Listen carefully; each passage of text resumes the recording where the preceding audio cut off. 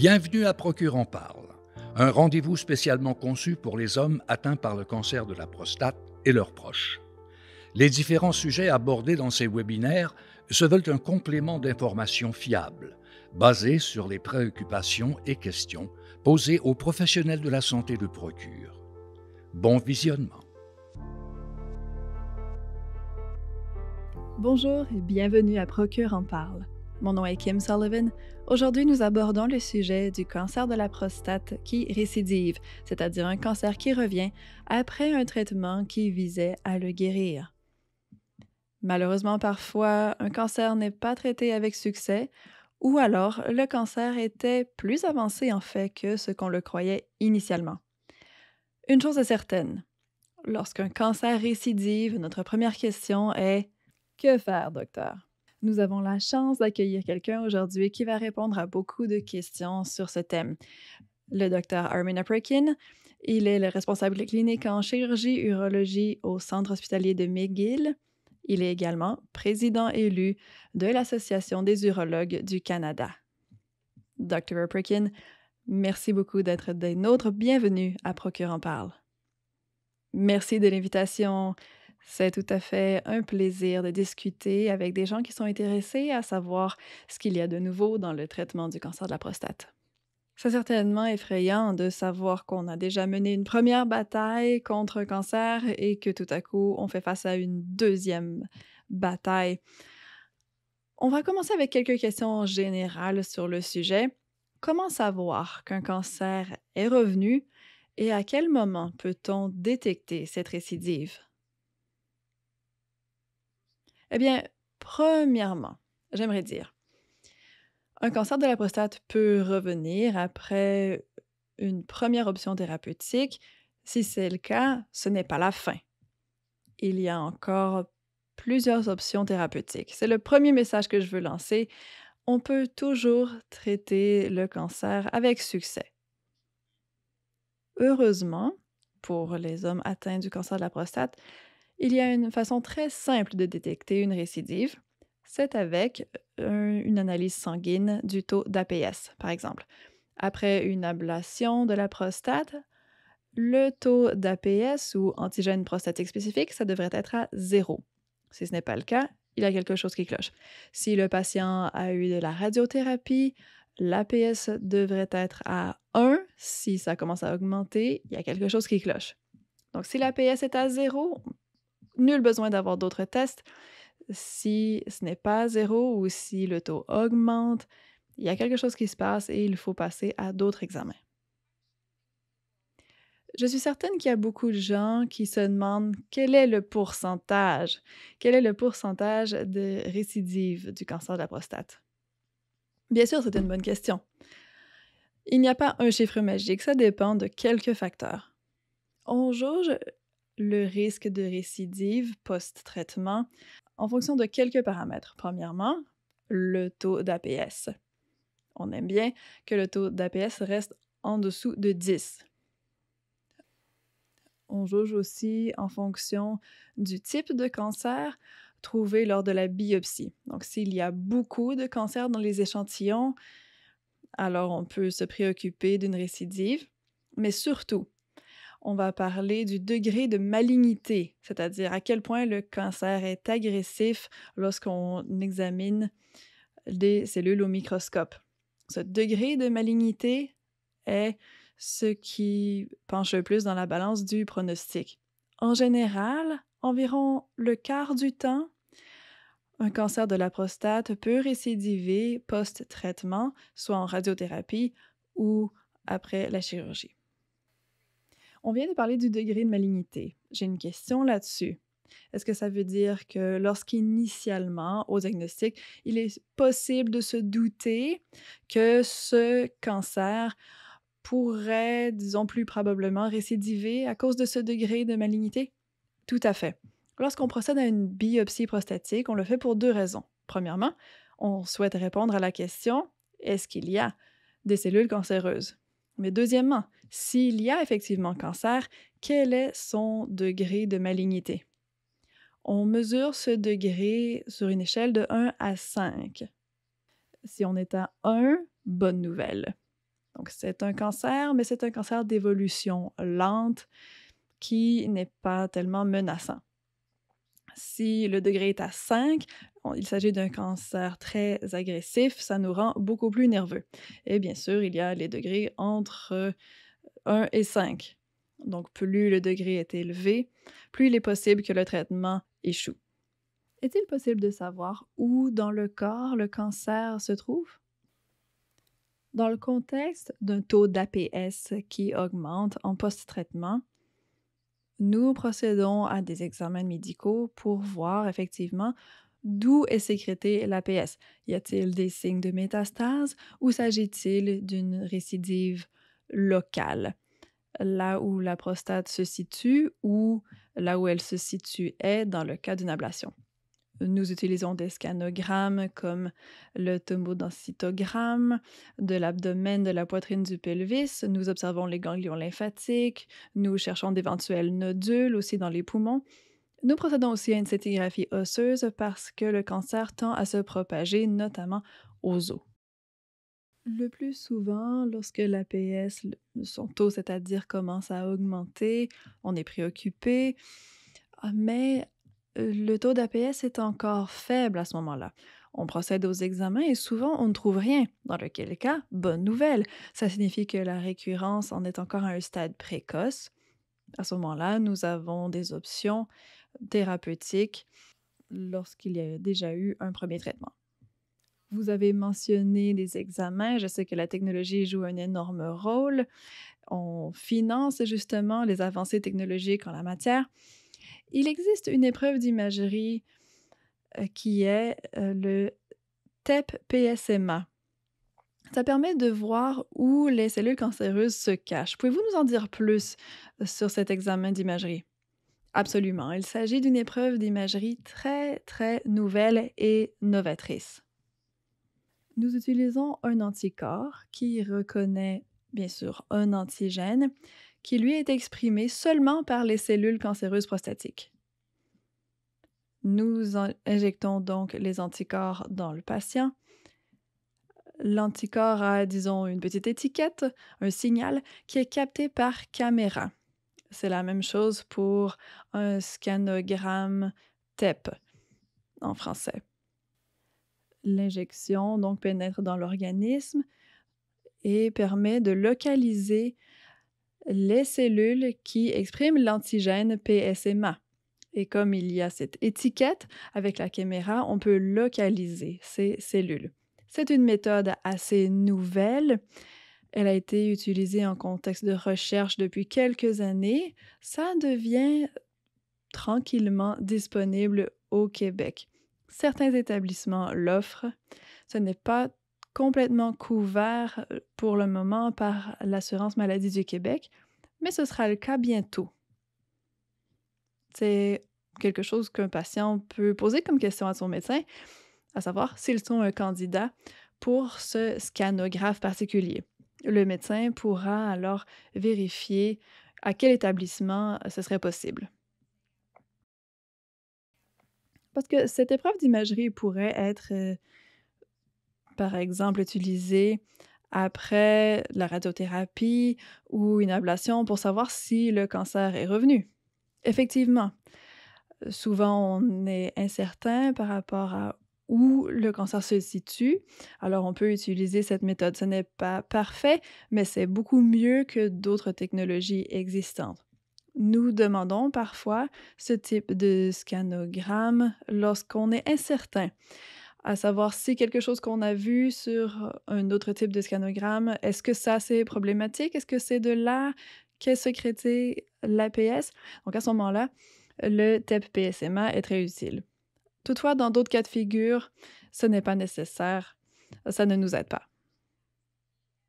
Excellent.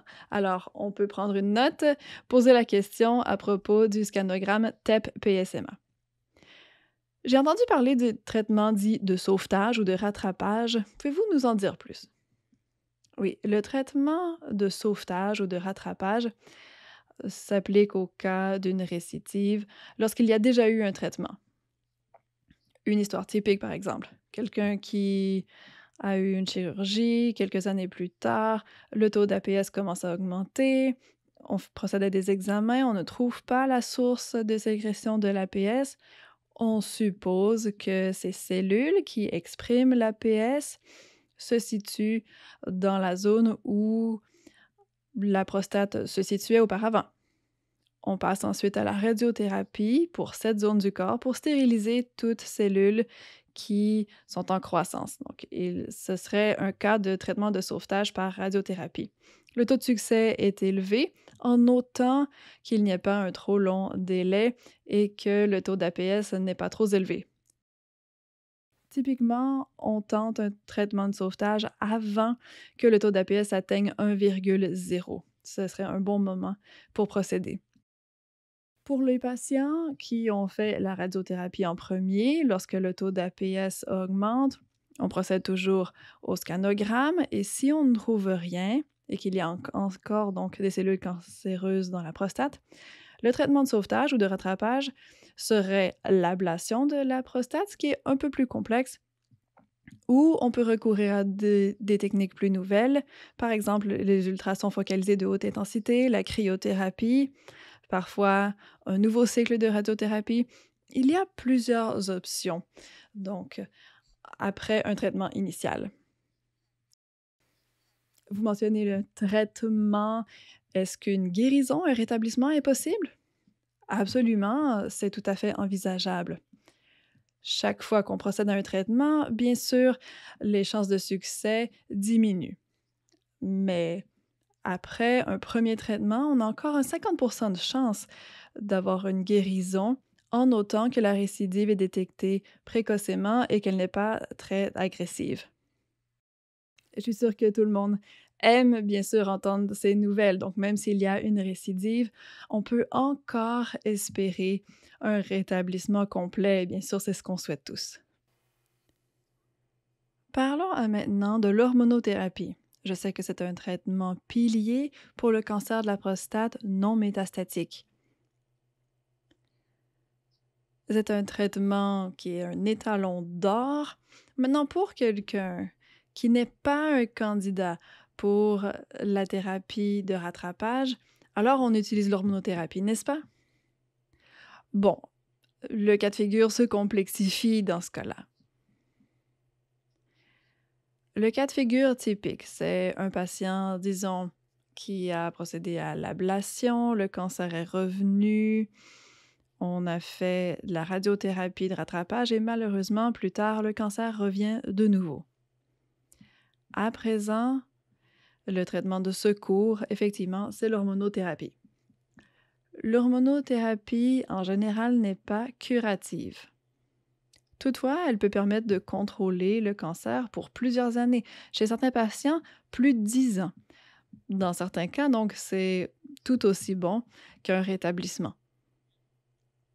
Toutefois, si nous trouvons où le cancer se situe, donc par exemple, quelqu'un a eu une ablation, le cancer revient, on a fait de la radiothérapie, le cancer revient de nouveau et on voit à l'imagerie qu'il y a des taches, par exemple, dans des ganglions lymphatiques dans l'abdomen.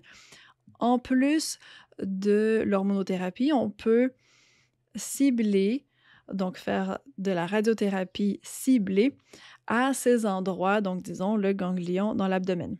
Toutefois, oui, le traitement pilier demeure l'hormonothérapie. Donc, l'hormonothérapie est le traitement pilier. J'aimerais bien que vous en parliez davantage et j'aimerais savoir aussi si quelqu'un a de l'hormonothérapie, est-ce que c'est à continuer à vie ou très longtemps ou pendant ces 10 ans peut-être qu'ils ont à vivre? Est-ce que c'est permanent? Excellente question. Il y a des options qui s'appliquent. En général, si le cancer s'est propagé, c'est-à-dire que nous trouvons des métastases dans les os, dans les poumons ou dans plusieurs ganglions lymphatiques, alors l'idéal est de maintenir l'hormonothérapie en continu à vie. Parfois, on ajoute même des thérapies supplémentaires pour en maximiser le bénéfice. Toutefois, dans certains cas, les effets indésirables de l'hormonothérapie peuvent être intolérables. Nous pouvons, à ce moment-là, interrompre le traitement en notant que le taux d'APS a atteint 0 ou si en imagerie, on a un bien meilleur bilan. Donc parfois, on peut interrompre l'hormonothérapie le temps que les effets secondaires indésirables s'atténuent. Toutefois, lorsqu'on interrompt le traitement, le cancer typiquement se réveille et revient. S'il y a métastase, on préfère donc l'hormonothérapie en continu à vie. Chez les patients qui n'ont pas de métastase, si c'est seulement donc le taux d'APS qui augmente, malgré un premier traitement et un traitement de rattrapage par la suite, dans cette situation, nous avons le choix. Nous pouvons attendre et suivre la situation, ou on peut démarrer l'hormonothérapie, mais l'utiliser par intermittence. Donc, pendant 6 mois à 12 mois, ensuite on arrête pendant quelques années. Ensuite, si le taux d'APS augmente de nouveau, on reprend l'hormonothérapie. Donc, on peut faire ce genre de cycle en notant toujours qu'il n'y ait pas de métastase visible sur les scanogrammes. Vous avez mentionné les patients chez qui les effets indésirables sont intolérables. Maintenant, parlons de ceux qui ne sont peut-être pas intolérables, mais quand même inconfortables. Que diriez-vous à ces patients qui sont préoccupés par ces effets secondaires? Qu'est-ce qu'on peut faire pour les atténuer?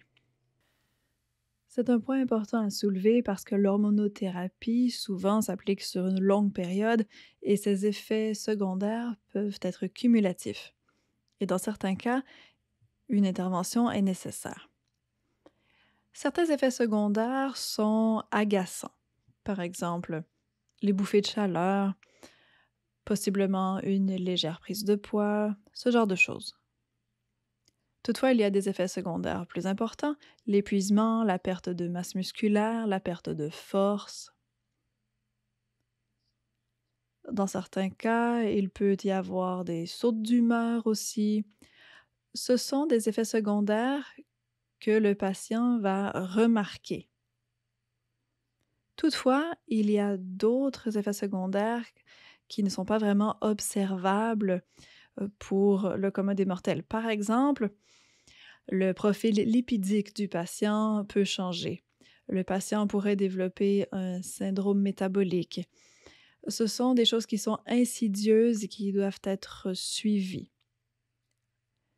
Pour les hommes qui entament un traitement en hormonothérapie, premièrement, l'urologue ou l'oncologue doit en informer le praticien, le médecin de famille. Deuxièmement, on veut avoir des analyses sanguines 2 fois par année environ pour faire le suivi de plusieurs paramètres qui s'appliquent aux personnes vieillissantes. On demande aux patients d'être actifs au moins donc 30 minutes de marche par jour. S'il est possible d'en faire plus d'exercices, que ce soit supervisé ou non, c'est extrêmement pertinent pour maintenir la force et le niveau d'énergie. C'est crucial. Enfin, l'une des choses à surveiller qui peut s'observer chez les femmes ou les hommes qui sont vieillissants, c'est la fragilisation des os, possiblement l'ostéoporose. Il est donc important que les hommes prennent des suppléments de calcium et de vitamine D et que leur densité osseuse soit examinée périodiquement. Que répondez-vous aux patients qui vous disent Docteur Aprikian, je n'en peux plus, je veux arrêter. Bien sûr, c'est possible. Lorsqu'on prescrit l'hormonothérapie, j'indique aux patients ma préférence, mais je leur dis que si les effets secondaires sont intolérables et si je ne peux pas les atténuer, on peut arrêter, même si ce n'est que pour une courte période. Toutefois, il faut bien comprendre que lorsqu'on interrompt le traitement, on permet au cancer de se réveiller. Et parfois, lorsqu'il se réveille, ce n'est pas aisé de reprendre le contrôle. Est-ce que certains patients peuvent développer une résistance à l'hormonothérapie? Et si c'est le cas, est-ce que le patient peut savoir que le traitement n'est plus efficace pour eux? De nouveau, la bonne nouvelle, c'est que les analyses sanguines nous renseignent amplement avant que le patient remarque qu'il y a quelque chose qui ne va pas. Ces analyses nous envoient un signal plusieurs mois d'avance pour qu'on intervienne avant que le patient devienne malade. Malheureusement, l'hormonothérapie, dans la plupart des cas, n'est pas suffisante pour contrôler le cancer à long terme. Après quelques années, le cancer apprend, s'adapte et récidive. Le premier signal de cette récidive, c'est une analyse sanguine qui montre que le taux d'APS ne se maintient plus à zéro. Lorsque le taux d'APS augmente, on procède à des examens pour voir s'il y a quoi que ce soit de visible sur les scanogrammes. Par la suite, nous avons des options lorsque l'hormonothérapie ne suffit plus. Il s'agit de la phase résistante à la castration. En fonction d'où se situe la récidive, de son ampleur et de l'état de santé général du patient, nous avons plusieurs choix. Alors, élaborer sur ces options pour un patient qui en arrive là. Eh bien, la bonne nouvelle, c'est qu'il y a beaucoup d'options encore. Il y a quelques années, on avait beaucoup moins de choix. La recherche vraiment a été très fructueuse dans ce domaine et le bénéfice aux patients en matière d'ajout d'années à la vie a été fantastique. Je pense qu'il faut prendre le temps de le reconnaître. Les options donc vont de très simples à complexes. Au départ, ce qu'on peut essayer, c'est l'ajout d'une autre forme d'hormonothérapie en plus de l'hormonothérapie existante. Il s'agit d'un traitement sous forme de comprimé. Typiquement, souvent du moins, ça peut aider à ramener l'APS à zéro. Il y a plusieurs médicaments qui peuvent s'appliquer dans ce cas-là. Le médecin peut voir quel médicament précisément est le plus approprié.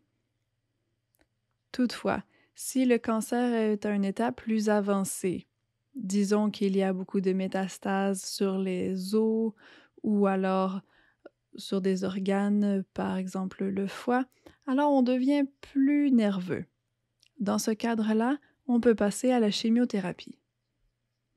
Il s'agit de médicaments donnés en intraveineuse avec des cycles de 3 semaines. C'est très efficace pour contrôler la maladie. On peut aussi procéder à une radiothérapie ciblée, où on cible des régions qui causent par exemple de la douleur. Donc, si quelqu'un a de la douleur au dos à cause d'un cancer qui s'est propagé malgré l'hormonothérapie, eh bien, à ce moment-là, on peut faire de la radiothérapie sur ces zones en particulier pour contrôler les symptômes.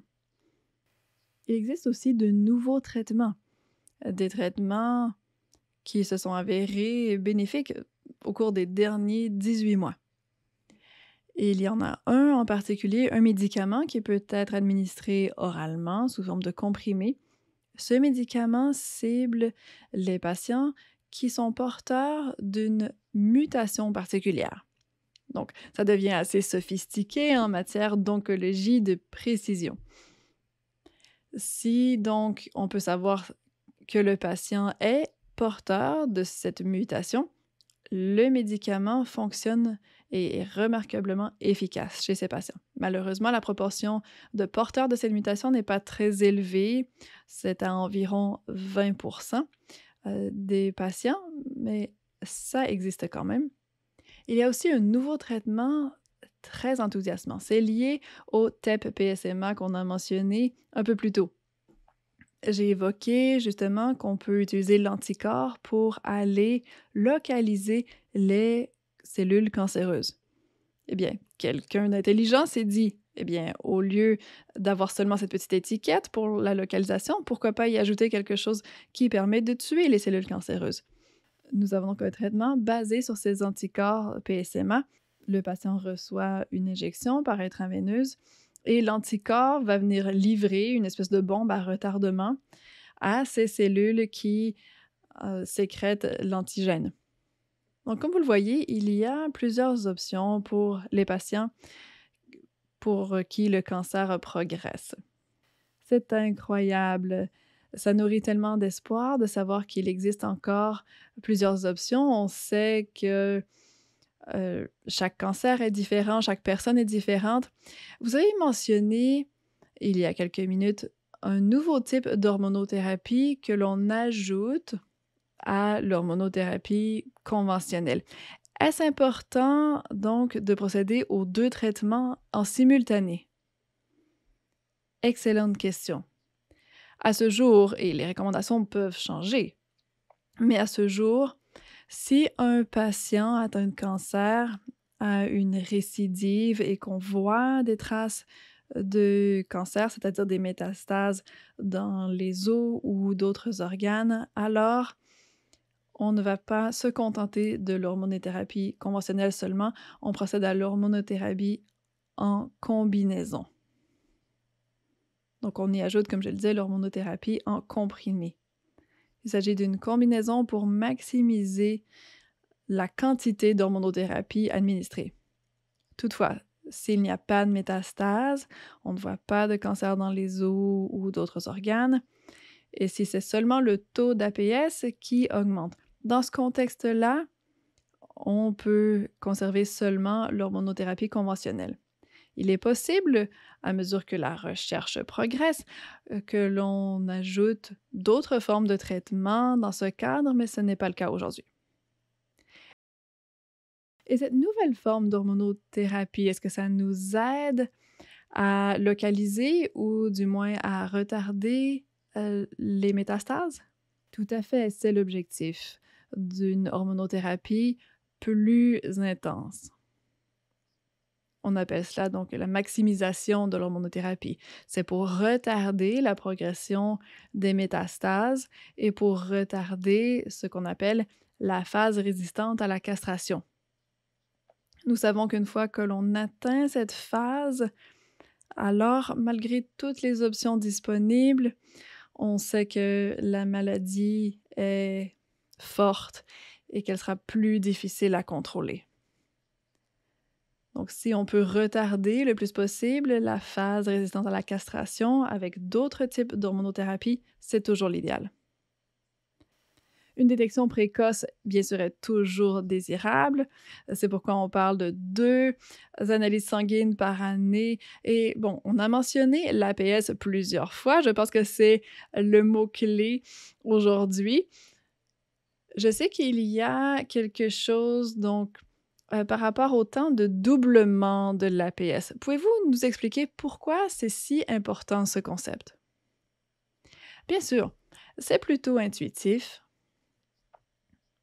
Chez un patient qui a été traité pour le cancer de la prostate, le test d'APS est très, très significatif. En autant que le taux d'APS est à 0, on sait que tout va bien.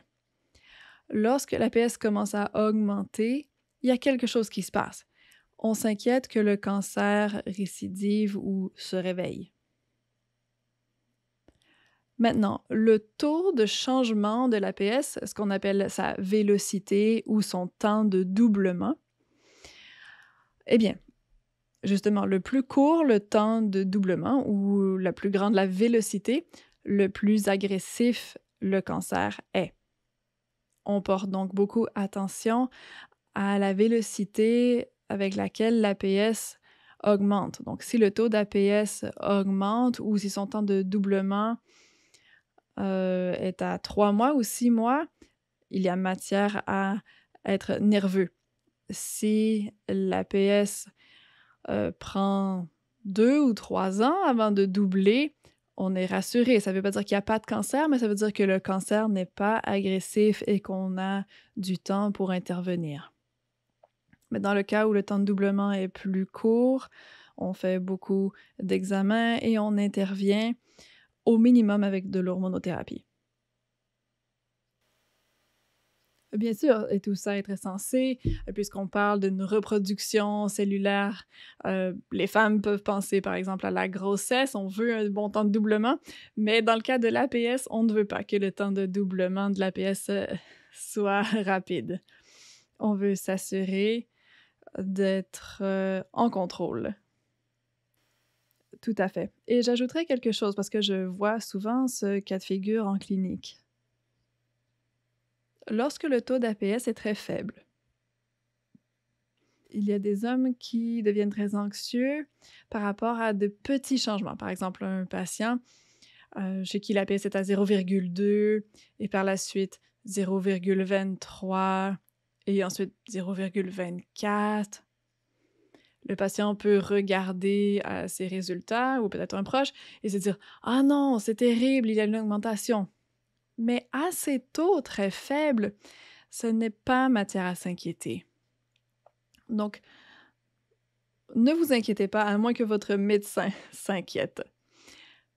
C'est lorsque l'APS est à des taux plus élevés qu'il faut intervenir. Oui, disons de 1,6 à 3,2. Ça, c'est matière à être inquiet. Effectivement, ça, ce serait mauvais signe. Les chiffres sont encore bas, mais il y a quelque chose qui se passe et qui se passe rapidement et il faut intervenir promptement. Très bien. Parlons justement de cette intervention. Je sais qu'on a parlé de la récidive après un traitement de première ligne, ensuite l'ablation, la radiothérapie et même l'hormonothérapie standard. Ma prochaine question. Lorsqu'un cancer progresse malgré les traitements, que fait-on?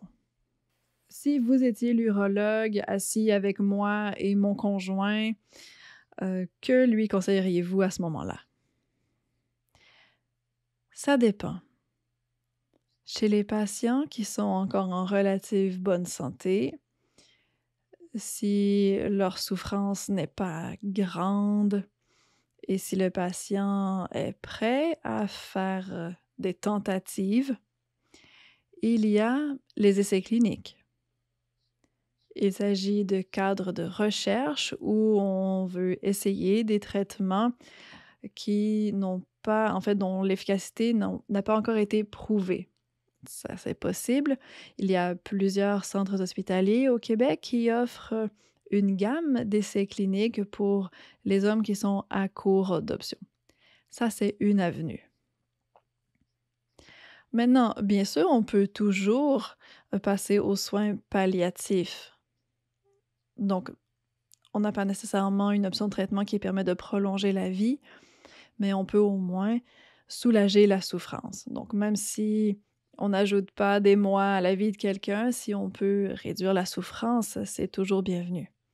Il est donc important que les patients à court d'options thérapeutiques soient en lien avec de bons services et des bons soins de soutien, que ce soit donc en gestion de la douleur, en gestion des effets secondaires des traitements, aussi de la radiothérapie aux zones problématiques.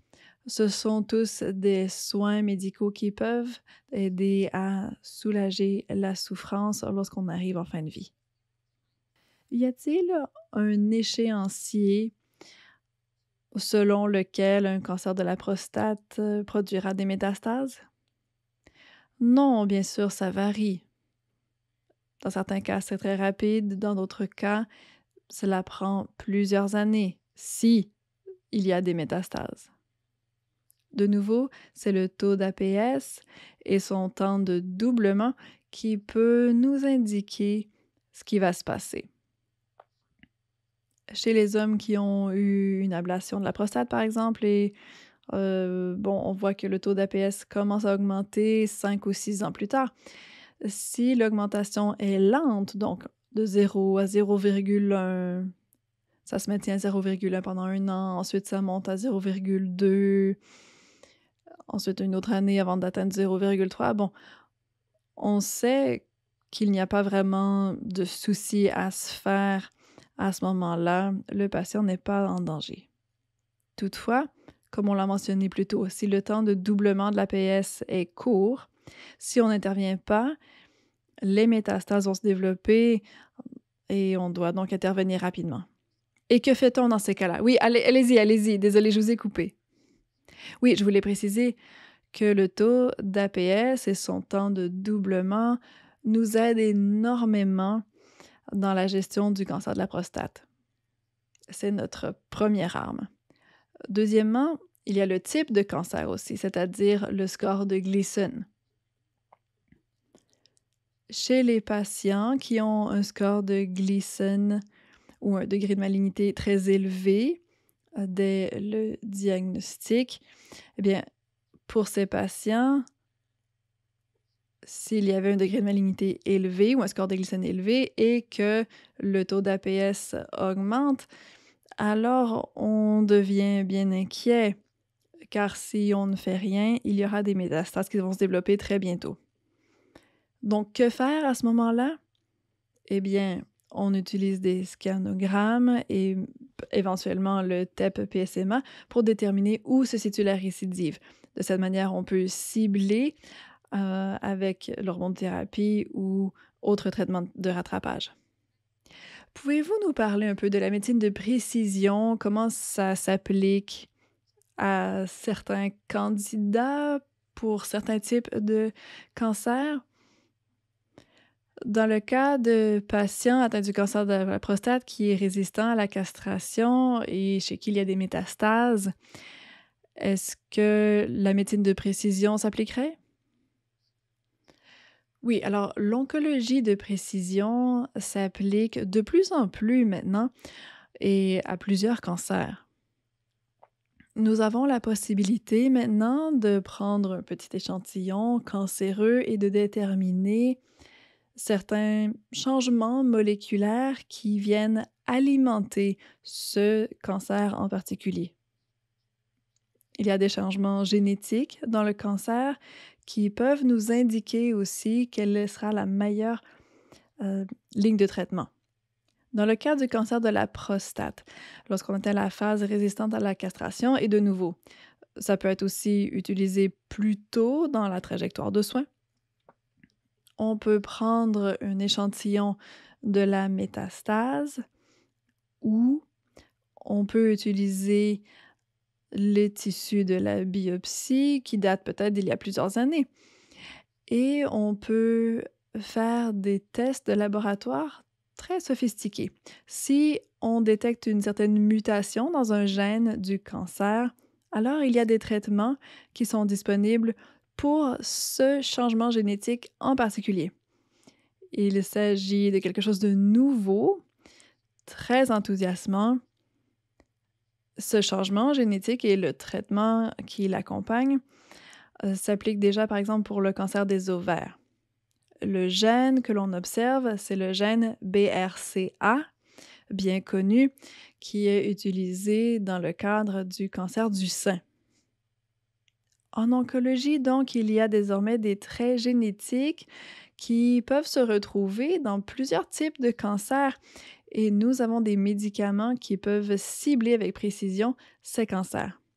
Au fil du temps, nous allons identifier d'autres changements génétiques et, bien sûr, développer des médications pour cela. C'est concevable qu'on puisse avoir un cocktail de médicaments qui puissent cibler des mutations bien précises chez le porteur.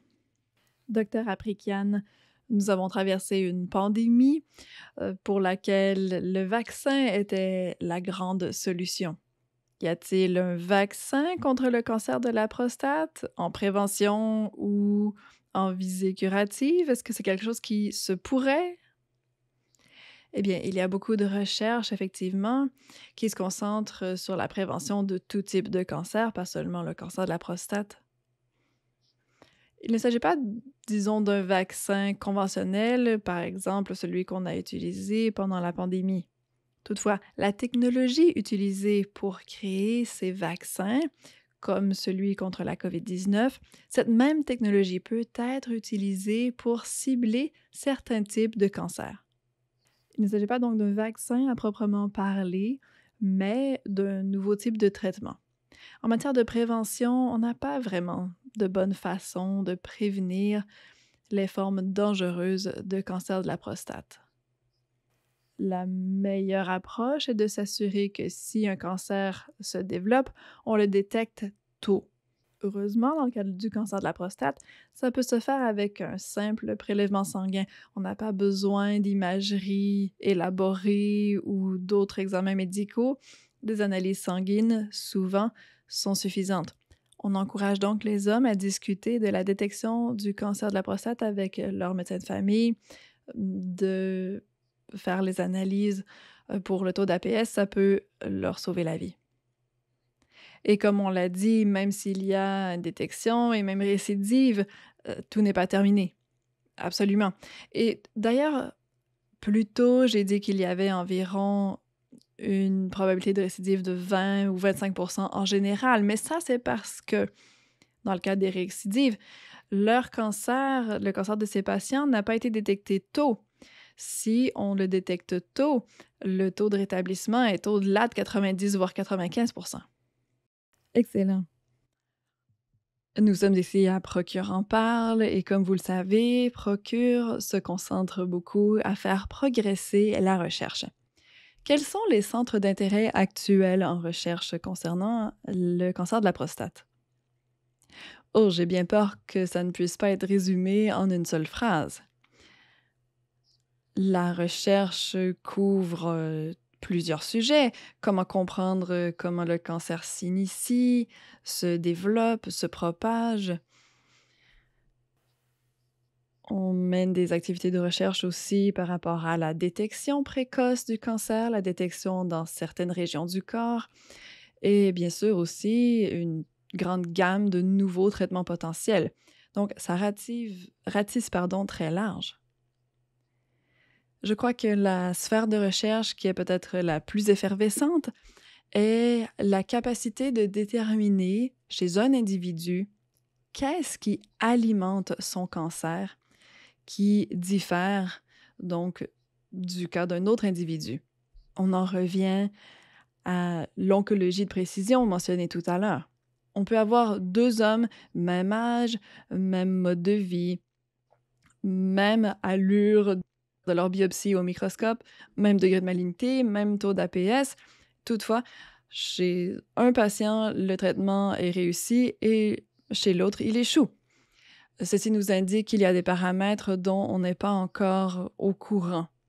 Toutefois, les outils de recherche deviennent de plus en plus sophistiqués et nous pouvons désormais identifier des petites différences et ainsi mieux cibler les traitements. Énormément de progrès avec la technologie.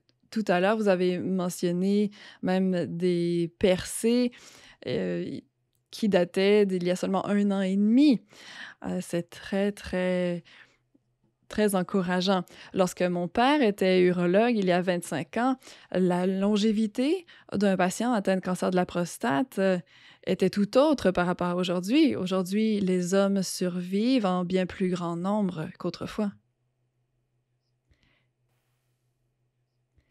Oui, tout à fait. Lorsque j'étais en formation, la plupart des hommes se présentaient avec un cancer de la prostate déjà avancé.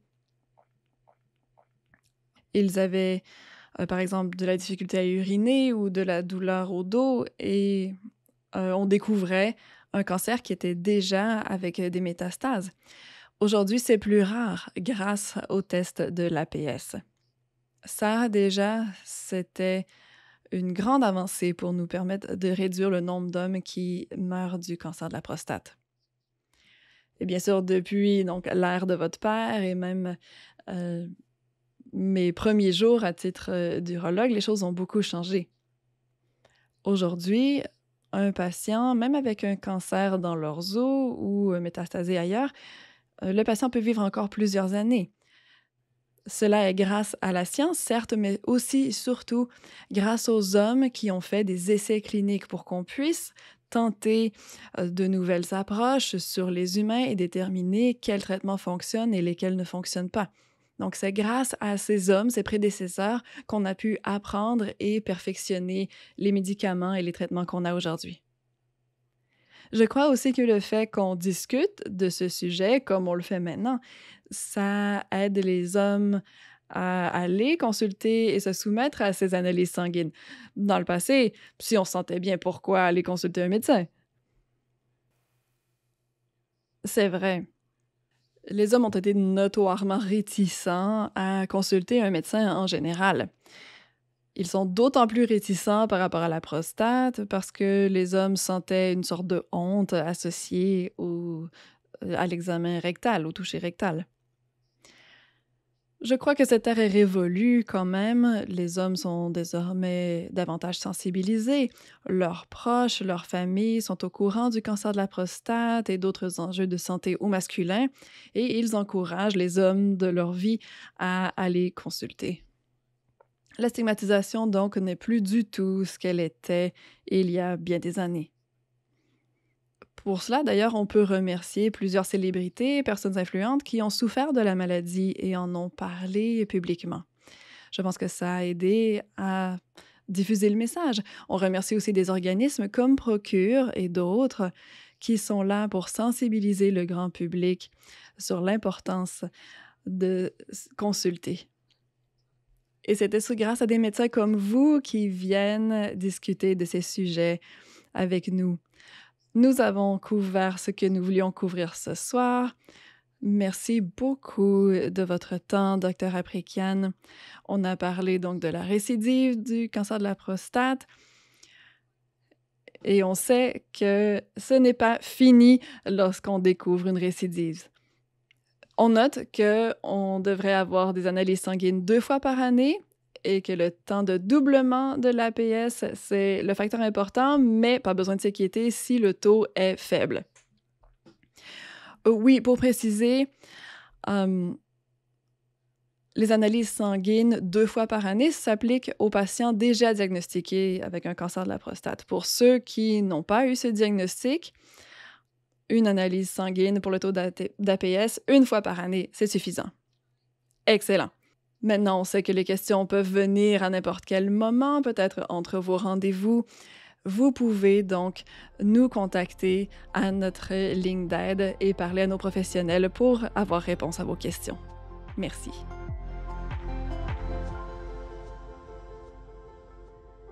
Nous remercions chaleureusement nos partenaires et collaborateurs pour avoir rendu ce webinaire possible.